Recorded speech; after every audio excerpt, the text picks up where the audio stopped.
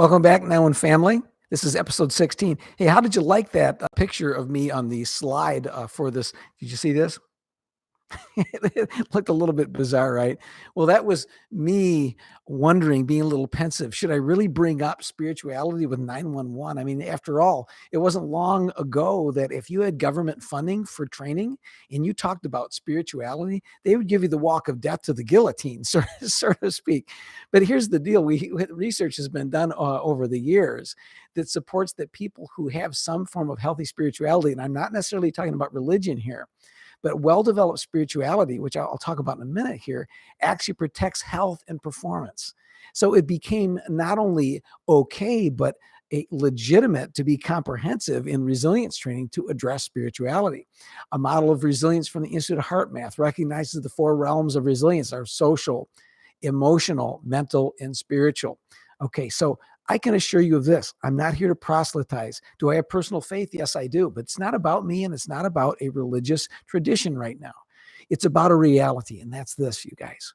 You as non-professionals, whether you're the leader, the supervisors, the frontline dispatcher, the stuff that you face in a regular day of work, cumulatively then over months and years, requires that we somehow step back, if we're not going to be dehumanized by this work, and ask, how does this affect my whole outlook on life? Right now we're in COVID-19 and the challenges are greater.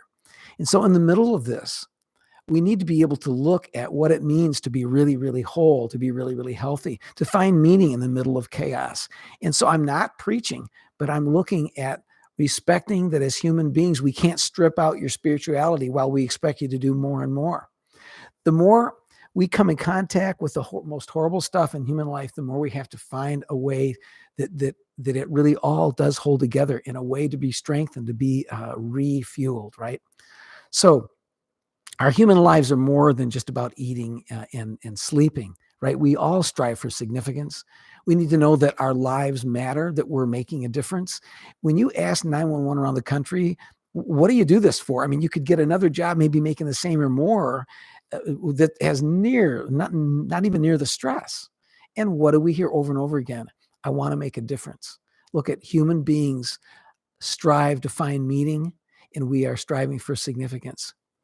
And then in times like this, fear and loss of control and helplessness can create a scarcity mindset, right? Where the worst of us can come out. Like there's not enough to go around, whether it's toilet paper or it's groceries or whatever else you can think of, or encouragement or positive things in our life. There's not enough going around.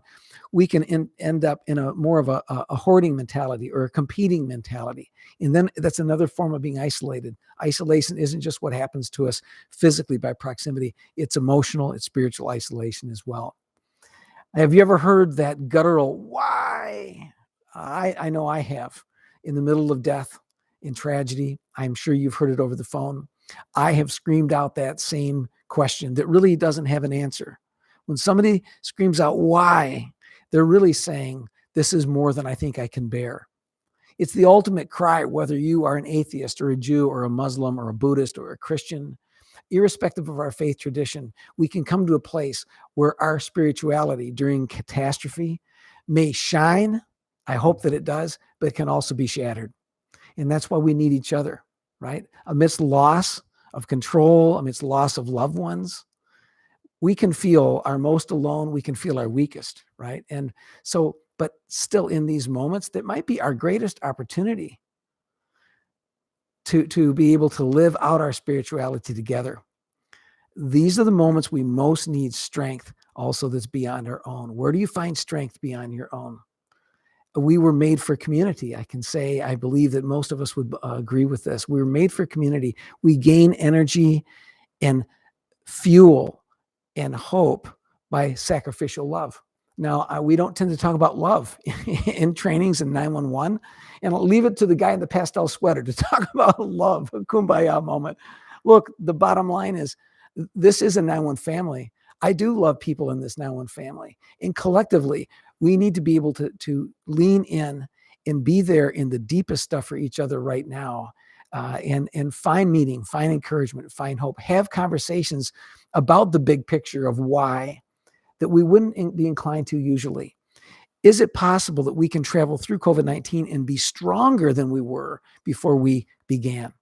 Nietzsche said, what doesn't kill you makes you stronger. Well, I would like to say true, depending on what we do with what happens to us.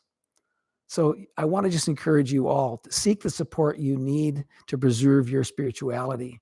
Let's define more of what it means to be human, not just 911 being used up to rock the console, but supporting 911 so that your quality of life excels even in the middle of this. Thank you guys for tolerating me talking about spiritual stuff. Join me for episode 17 where we put it all together and then we're done. Okay, see ya.